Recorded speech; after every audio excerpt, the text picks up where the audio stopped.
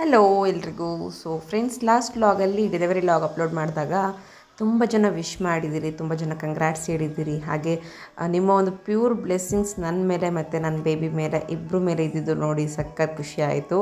And thank you so much each and every one. ನನ್ನ ಕಡೆಯಿಂದ ಎಲ್ರಿಗೂ thank you so much. And ಇವತ್ತು first day ನಾನು shoot ಮಾಡ್ತಾಯಿದ್ದೀನಿ.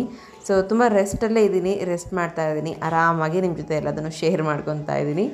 ಆ್ಯಂಡ್ ಇವತ್ತು ಬೆಳಗ್ಗೆ ಎದ್ದ ತಕ್ಷಣ ಜಯಂತ್ ಅವರು ಅರ್ಲಿ ಮಾರ್ನಿಂಗ್ ಬೆಳಗ್ಗೆ 5:30ಗೆ ಎದ್ದು ರೇಷನ್ ಎಲ್ಲ ಜೋಡಿಸಿದ್ದಾರೆ. ಅಮ್ಮಂಗೂ ಕೂಡ ಫುಲ್ ಸುಸ್ತಾಗಿದೆ 3 ಡೇಸಿಂದ, ಹಾಗಾಗಿ ಅವ್ರನ್ನೇ ನೆನಪಿಸಿಲ್ಲ. ಬಟ್ ಇವರು ರೇಷನ್ ಎಲ್ಲ ತೆಗೆದಿಟ್ಟು ಆ್ಯಂಡ್ ನಾನು ಕೆಲವೊಂದು ಅಡುಗೆ ಸಾಮಾನೆಲ್ಲ ಕೆಳಗಡೆ ಇಟ್ಟಿದ್ದೆ, ಅದನ್ನೆಲ್ಲ ಅವ್ರಿಗೆ ಹೆಂಗೆ ಬೇಕು ಹಂಗೆ ಜೋಡಿಸ್ಕೊಂಡಿದ್ದಾರೆ. ಯಾಕಂದರೆ ಪ್ರತಿಯೊಂದೂ ನನ್ನನ್ನೇ ಕೇಳಬೇಕು ಅಂದಾಗ ಅವರಿಗೆ ಒಂದೇ ದಿನಕ್ಕೆ ಸಾಕಾಗ್ಬಿಡ್ತು. ಅದಕ್ಕೆ ಎಲ್ಲದ ತೆಗೆದು ಮೇಲಿಟ್ಕೊಂಡು ನನಗೆ ಟೀ ಮಾಡಿಕೊಟ್ಟಿದ್ದಾರೆ. ಎದ್ದ ತಕ್ಷಣ ಒಂದು ಗ್ಲಾಸ್ ಬಿಸಿನೀರು ಕುಡಿದು, ಅಂದರೆ ವಾಮ್ ವಾಟರ್ ಕುಡಿದಾಗಿದ್ದ ತಕ್ಷಣ ಚಹಾ ಕುಡಿದು ಸ್ವಲ್ಪ ಹೊತ್ತಿಗೆ ನನಗೆ ಫಸ್ಟು ಕೊಡ್ತಾ ಇರೋದು ಗಂಜಿ. ಪ್ರತಿದಿನ ಬೆಳಗ್ಗೆ ಬೆಲ್ಲದ ಗಂಜಿ, ಬೆಲ್ಲ ಮತ್ತು ಗಂಜಿ ರವೆ ಇರುತ್ತಲ್ಲ, ಸೊ ಅದನ್ನು ಹಾಕಿ ತುಪ್ಪ ಹಾಕಿ ಕೊಡ್ತಾ ಇದ್ದಾರಮ್ಮ. ಪ್ರತಿದಿನದ ರೋಟೀನ್ ಇದು. ಸ್ವಲ್ಪ ಗಂಜಿನ ಜಾಸ್ತಿ ತಗೋಬೇಕು ಅಂತ ಹೇಳ್ತಾರೆ, ಅದರಲ್ಲೂ ಬೆಲ್ಲದ ಅಂಶ ಇರುತ್ತಲ್ವ, ಸೊ ಮೂಳೆಗಳೆಲ್ಲ ವೀಕ್ ಆಗಿರುತ್ತೆ, ಹಾಗಾಗಿ ಬೆಲ್ಲನ ಜಾಸ್ತಿ ಕೊಡಬೇಕು ಅನ್ನೋ ಕಾರಣಕ್ಕೆ ಕೊಡ್ತಾರೆ. ಹಾಗೆ ಎಳೆ ಬಿಸಿಲು ಬಂದಿದೆ ಅಂಥೇಳಿ ನಮ್ಮಮ್ಮ ಪಾಪುನ ಆಟ ಆಡಿಸ್ಕೊತ ಕೂತ್ಕೊಂಡಿದ್ದಾರೆ. ಸೊ ಹುಟ್ಟಿದ ತಕ್ಷಣ ಮಕ್ಕಳಿಗೆ ಸ್ವಲ್ಪ ಪ್ರಮಾಣದಲ್ಲಿ ಜಾಂಡೀಸ್ ಇರುತ್ತೆ. ತುಂಬ ಜನಕ್ಕೆ ಜಾಂಡೀಸ್ ಇದೆ ಅನ್ನೋದೇ ಒಂದು ದೊಡ್ಡ ಪ್ರಾಬ್ಲಮ್ ಥರ ಆಗ್ತಾ ಇರುತ್ತೆ. Don't worry. ಸೊ ನಮ್ಮ ಮನೇಲಿ ಆ್ಯಕ್ಚುಲಿ ಜಾಂಡೀಸ್ ಹಾಗೆ ಹೀಗೆ ಅಂತಂದರೆ ಯಾರೂ ತಲೆ ಕೆಡಿಸ್ಕೊಳ್ಳಲ್ಲ. ಹಂಗಂತ ಪಾಪುಗೆ ಜಾಂಡೀಸ್ ಇದೆ ಅಂತಲ್ಲ, ಇದ್ರೂ ಓಕೆ, ಇಲ್ಲದೆ ಇದ್ರೂ ಓಕೆ. ಮಗು ಆರೋಗ್ಯವಾಗಿರಬೇಕು ಅಂದರೆ ಹುಟ್ಟಿದಾಗ ಬೆಳಗ್ಗೆ ಎದ್ದು ಎಳೆ ಬಿಸಿಲಿಗೆ ಮಕ್ಕಳನ್ನ ಹಿಡಿಬೇಕು. ಇದು ನಮ್ಮ ಮನೆಯಲ್ಲಿ ಕಂಟಿನ್ಯೂಸ್ ಆಗುವಂಥ ಪ್ರೊಸೆಸ್. ಸೊ ಹಾಗಾಗಿ ನಿಮಗೆ ತೋರಿಸ್ಕೊಟ್ಟೆ. ಅದಾಗಿದ್ದ ತಕ್ಷಣ ಅಮ್ಮ ಮನೆ ಎಲ್ಲ ನೀಟಾಗಿ ಕಸ ಹೊಡೆದು ಧೂಳೆಲ್ಲ ಹೊಡ್ಕೊಂಡು ನನಗೆ ರೂಮಲ್ಲಿ ಕೂಡ ಹಾಸೋಕ್ಕೆ ರೆಡಿ ಮಾಡಿ ಕೊಡ್ತಾ ಇದ್ದಾರೆ. ಆ್ಯಂಡ್ ನೋಡಿ ನಮ್ಮ ಜಯಂತ್ ಅವರು ಮೀಟಿಂಗ್ ಕೂತ್ಕೊಂಡಿದ್ದಾರೆ. ಸೊ ನಾನು ಸ್ವಲ್ಪ ವಾಶ್ರೂಮ್ಗೆಲ್ಲ ಹೋಗಿ ಬರ್ತೀನಿ ಅಂತೇಳಿ ಅವ್ರ ಕೈಯಲ್ಲಿ ಕೊಟ್ಟಿದ್ದೀನಿ ಪಾಪುನ. ಇನ್ನೇನು ಮತ್ತು ಕೆಲಸ ಮಾಡ್ಕೊತಾ ಇದ್ದಾರೆ ಮನೆಯಲ್ಲಿ. ನಾನು ಕೂಡ ವಾಶ್ರೂಮ್ಗೆ ಹೋಗಬೇಕು ಅಂದರೆ ಜಯಂತ್ ಅವ್ರು ಫ್ರೀ ಇದ್ದಾರೆ, ಕೂತ್ಕೊಂಡು ಮೀಟಿಂಗ್ ಅಟೆಂಡ್ ಮಾಡ್ತಿದ್ದಾರೆ ಅಂತೇಳಿ ಆಟ ಆಡ್ಕೊತ ಕುಂದಿಸ್ಕೊಂಡಿದ್ದಾರೆ. ಇವರಿಬ್ರದ್ದು ಇಲ್ಲಿ ಆಟ. ಸೊ ಯಾಕೆ ಮಕ್ಕಳನ್ನ ಸಾಕುವಂಥ ವಿಚಾರದಲ್ಲಿ, ಬ್ಯಾಲೆನ್ಸ್ ಮಾಡೋ ವಿಚಾರದಲ್ಲಿ ಇದ್ರಲ್ಲ ನಮ್ಮ ಮನೇಲಿ ಅಂದರೆ ಇದೇ ಕಾರಣಕ್ಕೆ. ಯಾಕೆಂದರೆ ನನ್ನ ಮಕ್ಕಳಿಗೆ ಸ್ವಲ್ಪ ಮೆಚ್ಯೂರ್ಡು, ಅಂದರೆ ಮೈಂಡಲ್ಲಿ ಸ್ವಲ್ಪ ಮೆಚ್ಯೂರ್ಡ್ ಕಂಟೆಂಟ್ ಇದೆ ಅವ್ರಿಗೆ. ಹೇಗೆ ಅಂದರೆ ಯಾವ ಥರ ಬಿಹೇವ್ ಮಾಡಬೇಕು ಆ್ಯಂಡ್ ಯಾರಿಗೆ ಹೆಂಗೆ ಸಪೋರ್ಟ್ ಮಾಡಬೇಕು. ಹೀಗೆ ನಮಗೆ ಕೆಲಸ ಇದ್ದಾಗ ಇವ್ರು ಯಾವುದೇ ಕಾರಣಕ್ಕೂ ಕೂಡ ಒಂಥರ ತಲೆ ತಿನ್ನಲ್ಲ. ಬಟ್ ನಾನು ಹೇಳೋದು ಒಂದೇ ಅವನಿಗೆ, ನಮ್ಮ ಚಿಟ್ಟಿಗೆ, ಎಲ್ಲ ತೊಗೊಂಡು ಆಟಾಡು, ಎಲ್ಲದೂ ಕಚಾಟಿ ಮಾಡು, ಆ್ಯಂಡ್ ಒಂದು ಟೈಮ್ ಅಂತ ಬರುತ್ತೆ ಆವಾಗ ಮತ್ತೆ ಎಲ್ಲ ತೆಗೆದಿಕ್ಬೇಕು ಅಂತೇಳಿ. ಸೊ ಸಖತ್ ಖುಷಿ ಆಗುತ್ತೆ ಈ ವಿಚಾರದಲ್ಲಿ ಹೇಳಬೇಕು ಅಂದರೆ. ಮತ್ತೆ ನೋಡಿ ಅದಾಗಿದ್ದ ತಕ್ಷಣ ಮನೆಯೆಲ್ಲ ಕ್ಲೀನ್ ಆಯಿತು. ಇವಾಗ ಆರಿಸ್ಬೇಕು ಅಂತೇಳಿ ನಮ್ಮಮ್ಮ ಆಸಕ್ಕೆ ಬಂದಿದ್ದಾರೆ. ಫುಲ್ ತಲೆ ತಿಂತಾ ಇದ್ದಾರೆ ಇಬ್ಬರು ಕೂಡ. ಲೆಕ್ಕದಲ್ಲಿ ಮನೇಲಿ ಕೆಲಸ ಜಾಸ್ತಿ ಆಗುತ್ತೆ ಅಂದ್ರೂ ಏನೋ ಒಂಥರ ಎಂಜಾಯ್ಮೆಂಟು, ಫನ್ನು ಇದೆಲ್ಲ ಆಗ್ತಾ ಇರುತ್ತೆ. ಮಕ್ಕಳಿದ್ದವ್ರಿಗೆ ಅದು ಎಕ್ಸ್ಪೀರಿಯೆನ್ಸ್ ಆಗ್ತಾ ಇರುತ್ತೆ. ನಾನು ಏನು ಹೇಳೋದೇ ಬೇಡ. ಲಾಸ್ಟ್ ಟೈಮು ಮಿಟ್ಟು ಬಾಣಂತನದಲ್ಲಿ ಚಿಟ್ಟಿ ಜೊತೆ ಅಂತ ಸಖತ್ ಎಂಜಾಯ್ ಮಾಡಿದ್ದೀವಿ ನಾನು ನಮ್ಮಮ್ಮ. ಅವನ ಮಾತಿಗೆ, ಆಮೇಲೆ ಕ್ವಶನ್ಸ್ಗಳಿಗೆ. ನಿಮ್ಗೆ ಗೊತ್ತಾ, ಅವರು ಇವಾಗ ಅಂದರೆ ಬಾಣಂತನ ಪ್ರೊಸೆಸ್ ಅಂತಂದರೆ ಕೆಲವೊಂದು ಡಿಫ್ರೆಂಟ್ ಇರುತ್ತೆ. ಯಾಕೆ ಏನು ಅಂತ ಮಕ್ಕಳು ಕೇಳೋವಾಗ ಅದೇನೋ ಚೆಂದ ಆನ್ಸರ್ ಕೊಡೋಕ್ಕೆ. ಸೊ ಚೆನ್ನಾಗಿರುತ್ತೆ ಅದು ಟೈಮ್ ಅನ್ನೋದು. ಅಪ್ಪು ಪಕ್ಕದಲ್ಲೂ ಕೂಡ ಮಲ್ಕೊಳ್ಳೋಕ್ಕೆ ಒಬ್ಬರು ಸಖತ್ ಜಗಳ ಆಡ್ತಾರೆ ಕೆಲವೊಮ್ಮೆ. ಆಮೇಲೆ ಮುತ್ತು ಕೊಡ್ತೀನಿ ಅಂತ ಬರ್ತಾರೆ, ಎತ್ಕೊತೀನಿ ಅಂತ ಬರ್ತಾರೆ. ಇವ್ರಿಗೆ 2 ದಿನಕ್ಕೆ ಇಷ್ಟೊಂದು ತಲೆ ತಿಂತಾ ಇದ್ದಾರೆ, ಇವ್ರದ್ದು ಹೆಂಗೋ ಏನೋ ಅಂತ ಯೋಚನೆ ಬರುತ್ತೆ ಸಮ್ಟೈಮ್ಸ್.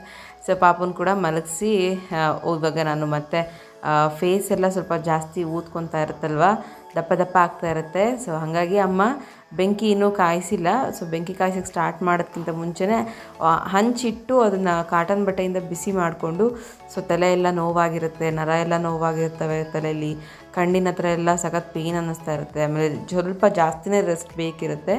ಸೊ ಅವಾಗ ನಮಗೆ ಈ ಥರ ಬಿಸಿ ಶಾಖ ಕೊಟ್ಕೊತಾ ಇದ್ದರೆ ರಿಲೀಫ್ ಅಂತ ಅನಿಸುತ್ತೆ. ನಮ್ಮಮ್ಮ ಇದನ್ನು ಕರೆದು ಹಂಚಿಟ್ಟು ನೀಟಾಗಿ ಕಾಯಿಸ್ಕೋಬೇಕು ನೋಡಿ ನೀನು, ಫೇಸ್ ಎಲ್ಲ ಮತ್ತು ದಪ್ಪ ಆಗಬಾರ್ದು ಅಂತೇಳಿ ನನಗೆ ಹೇಳಿದ್ದಕ್ಕೆ ಇವಾಗ ಫೇಸ್ನ ಕಾಯಿಸ್ಕೊತಾ ಇದ್ದೀನಿ. ಹಾಗೆ ಕೈಯಲ್ಲಿ ಸ್ವಲ್ಪ ನರ ಎಲ್ಲ ನೋವಾಗಿರುತ್ತೆ.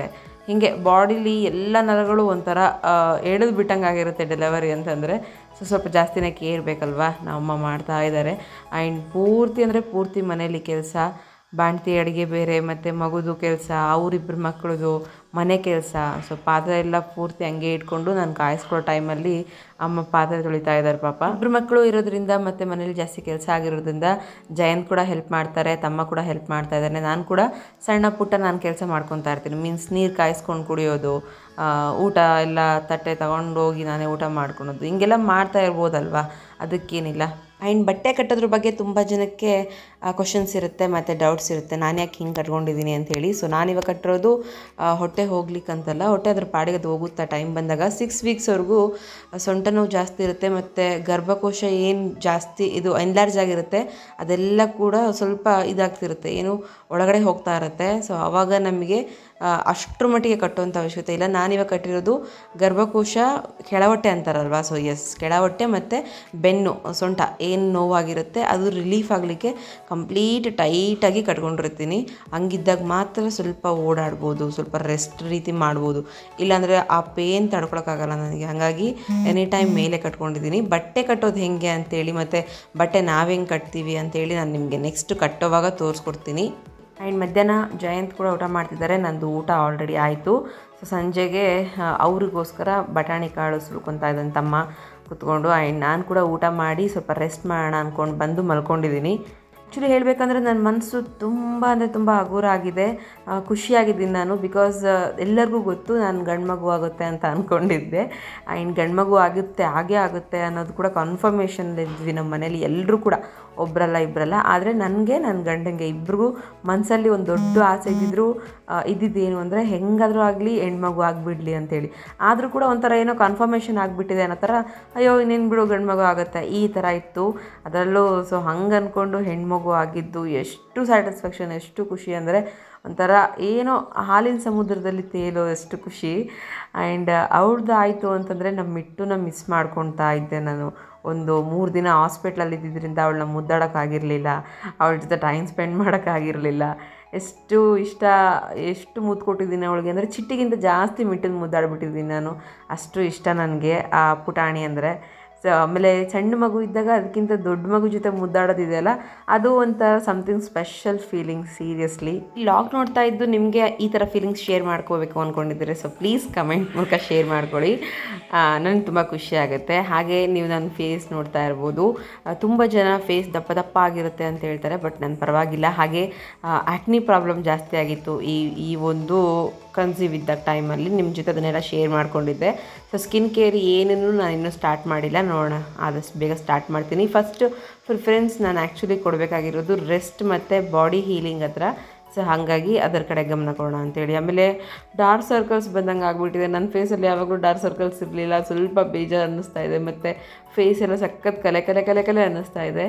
ಸೊ ಆದರೂ ಕೂಡ ಏನು ತಲೆ ಕೆಡಿಸ್ಕೋಬಾರ್ದು ಅಂತೇಳಿ. ಮತ್ತು ಲಿಪ್ಸ್ ಕೂಡ ಅಷ್ಟೇ ಕಂಪ್ಲೀಟ್ ಹಾಳಾಗಿದೆ. ಯಾಕೆ ಅಂದರೆ ಹಾಸ್ಪಿಟ್ಲಲ್ಲಿ ಇದ್ದು ನಾನು ಏನು ನೋಡ್ಕೊಂಡಿಲ್ಲ, ಏನು ಮಾಡ್ಕೊಂಡಿಲ್ಲ. ಅಲ್ಲಿ ಬಿಸಿನೀರು ಕೂಡ ನಮಗೆ ಅವೈಲೇಬಲ್ ಇರೋಲ್ಲ, ಹಾಗಾಗಿ ನಾನು ಜಾಸ್ತಿ ನೀರು ಮುಟ್ಟಕ್ಕೆ ಹೋಗಿಲ್ಲ.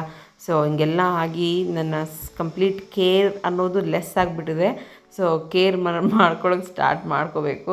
ಆ್ಯಂಡ್ ಅದಾಗಿದ ತಕ್ಷಣ ನಾನು ನಿದ್ದೆ ಮಾಡಿದ್ದೀನಿ, ಒಂದು 2 ಅವರ್ಸ್ ನಿದ್ದೆ ಮಾಡಿ ಎದ್ದು ಚಹಾ ಕುಡಿತಾ ಇದ್ದೀನಿ. ಸಂಜೆ ಆಯಿತು ಅಂಥೇಳಿ. ಪಾಪು ಯಾವಾಗ ಡೀಪ್ ಸ್ಲೀಪ್ ಆಗ್ತಾಳೆ ಆವಾಗ ನಾನು ಕೂಡ ಡೀಪ್ ಸ್ಲೀಪ್ ಮಾಡೋದಕ್ಕೆ ಟ್ರೈ ಮಾಡ್ತಾಯಿದ್ದೀನಿ. ಆಲ್ಮೋಸ್ಟ್ ಹಗಲತ್ತಲ್ಲಿ ಬರಲ್ಲ ನಿದ್ದೆ, ರಾತ್ರಿ ಹೊತ್ತು ಚೆನ್ನಾಗಿ ಬರ್ತಾಯಿದೆ. ಸೊ ಟ್ರೈ ಮಾಡ್ತೀನಿ, ಸ್ವಲ್ಪ ನಿದ್ದೆ ಬೇಕಲ್ವಾ, ಹಾಗಾಗಿ. ಸೊ ಇದು ಏನು ತೋರಿಸ್ತಾ ಇದ್ದೀನಿ ಅಂದರೆ ಆ್ಯಕ್ಚುಲಿ ಮನೇಲಿ ತುಂಬ ಜನ ಅಂದರೆ ಅಮ್ಮ, ತಮ್ಮ, ಜಯಂತ್, ನಾನು, ಚಿಟ್ಟಿ, ಮಿಟ್ಟು, ಇಷ್ಟು ಜನ ಇದ್ದೀವಿ ಇವಾಗ ಪ್ರೆಸೆಂಟ್.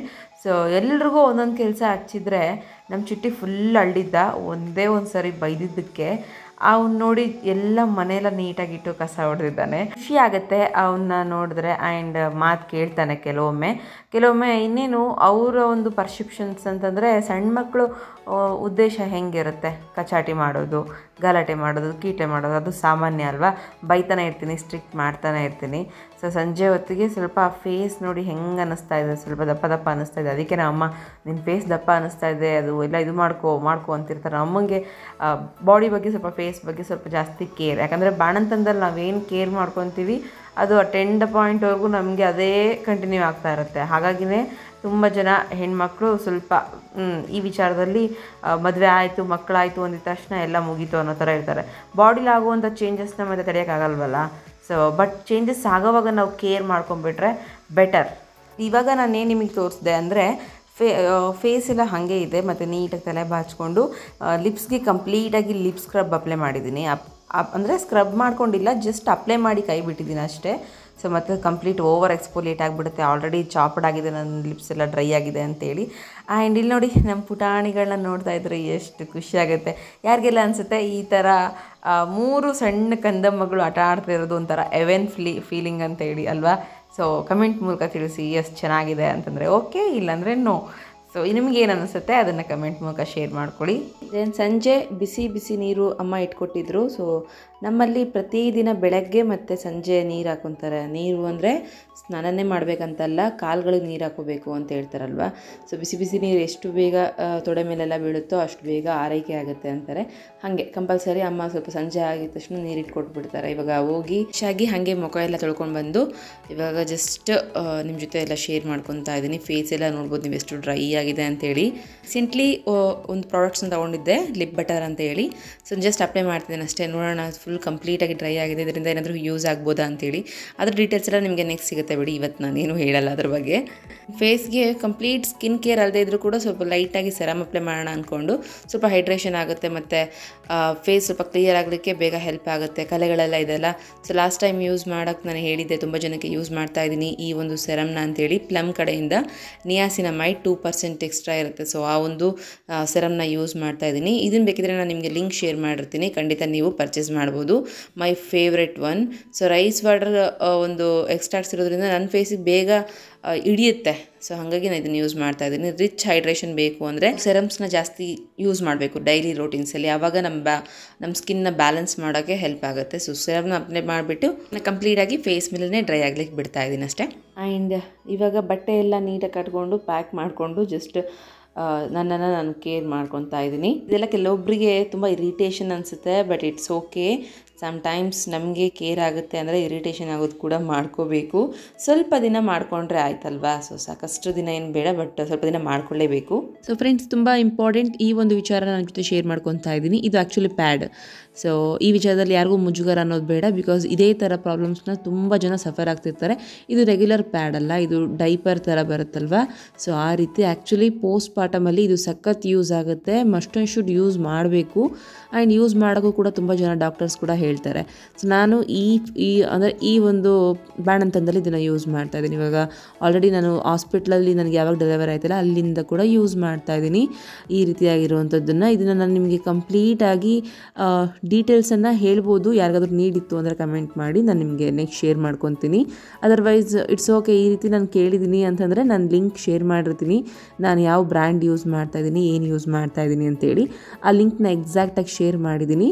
ಸೊ ಡಿಸ್ಕ್ರಿಪ್ಷನ್ ಚೆಕ್ ಮಾಡಿ, ನಿಮ್ಗೆ ಅದರಲ್ಲಿ ಇನ್ನೂ ಸ್ವಲ್ಪ ಗೊತ್ತಾಗುತ್ತೆ ಹೆಂಗೆ ಯೂಸ್ ಮಾಡಬೇಕು, ಏನು ಅದರಿಂದ ನಮಗೆ ಎಷ್ಟು ಯೂಸ್ ಆಗುತ್ತೆ ಅಂತೇಳಿ. ಸುಮಾರು ಜನಕ್ಕೆ ಮಗು ಆಗಿದ ತಕ್ಷಣ ಓವರ್ ಬ್ಲೀಡಿಂಗ್ ಇರುತ್ತೆ, ಓವರ್ ಫ್ಲೋ. ಅದು ಮಸ್ಟ್ ಆ್ಯಂಡ್ ಶುಡ್ ಅಲ್ವಾ.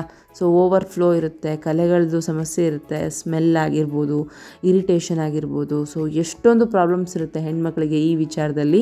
ಮೇ ಬಿ ಒಂದು 80% ನಮಗೆ ಈ ರೀತಿಯಾಗಿರುವಂಥ ಡೈಪರ್ ಪ್ಯಾಡ್ಸ್ನ ಯೂಸ್ ಮಾಡಿದ್ರೆ ಅದರಿಂದೆಲ್ಲದರಿಂದನೂ ನಾವು ಸೇಫಾಗಿ ಮೇಂಟೈನ್ ಮಾಡ್ಬೋದು. ಇದು ನಂದು ಪರ್ಸ್ನಲ್ ಎಕ್ಸ್ಪೀರಿಯೆನ್ಸ್, ನೀವು ಚೆಕ್ ಮಾಡ್ತೀರಿ ಅಂತ ಅಂದ್ಕೊಂಡಿದ್ದೀನಿ. ಹಾಗೆ ಏನಾದರೂ ಡೌಟ್ ಇತ್ತು ಅಂದರೆ ಖಂಡಿತ ಕಮೆಂಟ್ ಮೂಲಕ ಶೇರ್ ಮಾಡ್ಕೊಳ್ಳಿ. ಸೊ ನನ್ನಾಗಲೇ ಮೊದಲೇ ಹೇಳ್ದಂಗೆ ನಾನಿವಾಗ ಹೊಟ್ಟೆ ಹೋಗ್ಲಿಕ್ಕೋಸ್ಕರ ಬಟ್ಟೆ ಕಟ್ತಾ ಇಲ್ಲ.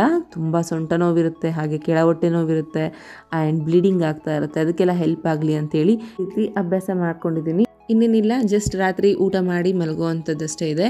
ಹಾಗೆ ಕಂಪಲ್ಸರಿ ಮುದ್ದೆ ಮಾಡಿಸ್ಕೊಂಡು ಊಟ ಮಾಡ್ತಾಯಿದ್ದೀನಿ, ಬಿಕಾಸ್ ಬಾಣ್ತಿಗೆ ಸ್ವಲ್ಪ ಶಕ್ತಿ ಬೇಕಾಗಿರುತ್ತೆ ಆ್ಯಂಡ್ ನಿಶಕ್ತಿ ಆಗಿರುತ್ತಲ್ವ. ಸೊ ಸಾಕಷ್ಟು ಹೊಟ್ಟೆ ಹಸು ಅಂತಂದಾಗ ಮುದ್ದೆ ಸ್ವಲ್ಪ ತಡೆಯುತ್ತೆ ಅದನ್ನು, ಹಾಗಾಗಿ ಮುದ್ದೆ ಊಟ ಮಾಡ್ತಾಯಿದ್ದೀನಿ ಚೆನ್ನಾಗಿ. ಮತ್ತು ಕಂಪಲ್ಸರಿ ಇದನ್ನೇ ತಿನ್ನಬೇಕು ಅಂತಂದರೆ ಸಮ್ಟೈಮ್ಸ್ ಸಿಚುವೇಶನ್ಸ್ ಕೂಡ ನಮಗೆ ಸಪೋರ್ಟ್ ಮಾಡಲ್ಲ. ಹಂಗಾಗಿ ಏನಿದೆನೋ ಅದನ್ನು ತಿಂತಾಯಿದ್ದೀನಿ, ಏನು ಮಾಡಿಕೊಟ್ಟಿದ್ದಾರೋ ಅದನ್ನು ತೋರಿಸ್ತಾ ಇದ್ದೀನಿ. ಐ ಹೋಪ್ ನಿಮ್ಮೆಲ್ರಿಗೂ ಕೂಡ ಇಷ್ಟ ಆಗ್ತಾಯಿದೆ, ಯೂಸ್ ಆಗ್ತಾಯಿದೆ ಅಂತ ಅಂದ್ಕೊಂಡು ನೆಕ್ಸ್ಟ್ ಏನೇನೆಲ್ಲ ಆಗುತ್ತೆ ಅದನ್ನು ನಾನು ನಿಮಗೆ ಶೇರ್ ಮಾಡ್ತಾ ಹೋಗ್ತೀನಿ. ಹಾಗೆ ಅದ್ರ ಜೊತೆಲಿ ಬೇಳೆ ಮೂಲಂಗಿ ಸಾರು. ಸೊ ಖಾರ ಇಲ್ಲ, ಬೆಳ್ಳುಳ್ಳಿ ಸ್ವಲ್ಪ ಜಾಸ್ತಿ ಹಾಕಿಸ್ಕೊಂಡೇ ಮಾಡಿಸ್ಕೊಂಡಿದ್ದೀನಿ, ಹಾಗಾಗಿ ಊಟ ಮಾಡ್ತಾಯಿದ್ದೀನಿ. ಜೊತೆಲಿ ಮೆಂತ್ಯ ಸೊಪ್ಪು ಕೂಡ ಕುಚ್ಕೊಟ್ಟಿದ್ದಾರೆ, ಒಂದು ಮೊಟ್ಟೆ ಕೂಡ ಕೊಟ್ಟಿದ್ದಾರೆ. ಬಾಣ್ತಿಗೆ ಇದಕ್ಕಿಂತ ಬೆಸ್ಟ್ ಊಟ ಇಲ್ವಲ್ಲ. ಎಸ್, ಈ ಲಾಗ್ ನಿಮ್ಮೆಲ್ರಿಗೂ ಕೂಡ ಇಷ್ಟ ಆಗಿದೆ ಅಂತ ಅಂದ್ಕೊತೀನಿ. ಇಷ್ಟ ಆಗಿದ್ದರೆ ದಯವಿಟ್ಟು ಕಮೆಂಟ್ ಮೂಲಕ ತಿಳಿಸಿ, ಲೈಕ್ ಮಾಡಿ. ಆ್ಯಂಡ್ ಇವಾಗ ನಾನು ಸ್ಲೀಪಿಂಗ್ ಮಾಡೋ ಟೈಮ್. ಇದು ನನ್ನ ಮೊದಲ ದಿನದ ಲಾಗ್ ನಿಮ್ಮ ಜೊತೆ ಶೇರ್ ಮಾಡ್ಕೊಂಡಿರೋದು. ಸೊ ನಾನಿವಾಗ ಮಲಗ್ತಾ ಇರೋದು ಜಂಡು ಬಾಂಬ್ ಜೊತೆ, ಬಿಕಾಸ್ ಸ್ವಲ್ಪ ಶೀತನ ಬೇಗ ಕಂಟ್ರೋಲ್ ಮಾಡಿಬಿಡ್ಬೇಕು, ಶೀತ ಆಗಬಾರ್ದು ಅಂದರೆ. ಹಾಗಾಗಿ ಇದನ್ನೆಲ್ಲ ಮೇಂಟೈನ್ ಮಾಡ್ತಾಯಿದ್ದೀನಿ. ಐ ಹೋಪ್ ಎಲ್ರಿಗೂ ಕೂಡ ಈ ವಿಡಿಯೋ ಇಷ್ಟ ಆಗಿದೆ ಅಂತೇಳಿ. ನೆಕ್ಸ್ಟ್ ವ್ಲಾಗಲ್ಲಿ ಸಿಗ್ತೀನಿ. ಅಲ್ಲಿವರೆಗೂ take care, bye bye, have a nice day.